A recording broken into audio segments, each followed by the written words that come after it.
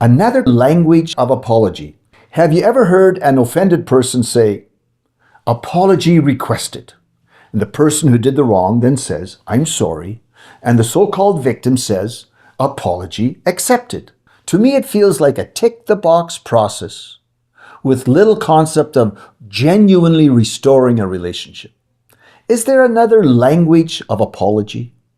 Gary Chapman has written a book, The 5 Languages of Apology, by which he means 5 different ways to say I'm sorry. Just very quickly, he would say, first of all, there's expressing regret, where you just say, "I'm sorry."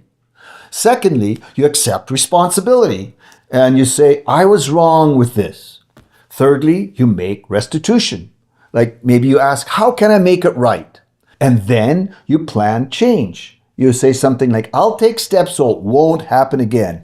And then you request forgiveness. Can you forgive me?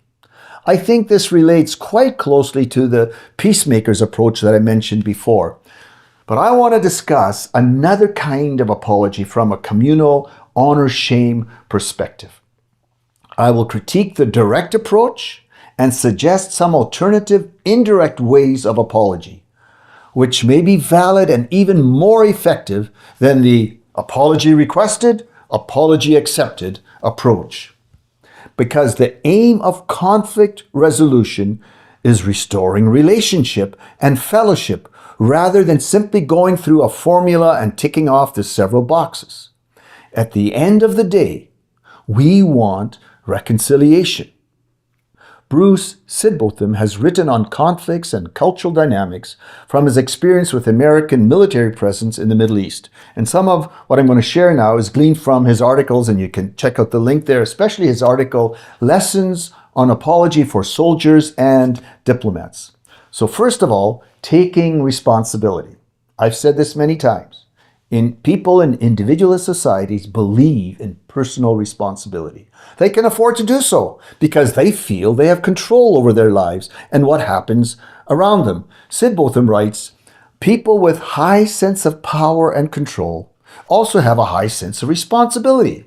They tend to doubt the sincerity of apologies that avoid taking responsibility. However, this is not always the case in communal honor-shame societies, where the community is responsible. And then, if you go further, in traditional societies where people consider their destiny to be in the hands of fate, people feel they don't have control over their lives. They feel vulnerable, as if they're victims. And so with a low sense of responsibility, an apology does not necessarily include a personal admission of wrong. It may even include an indirect blaming others or blaming circumstances. This and that happened, the weather was bad, I was very tired, guests came over, and so on. Maybe it sounds like the person is evading the issue or not facing the truth.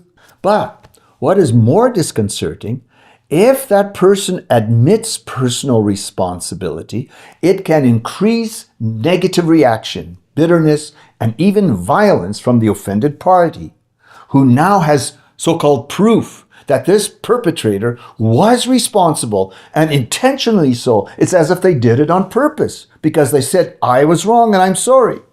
Take, for example, a medical doctor who apologizes for giving the wrong medication.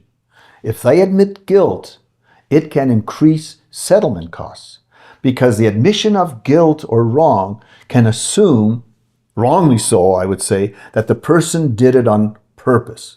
Now, what about a good confession? Confession of sin in a guilt-innocent setting means accepting responsibility.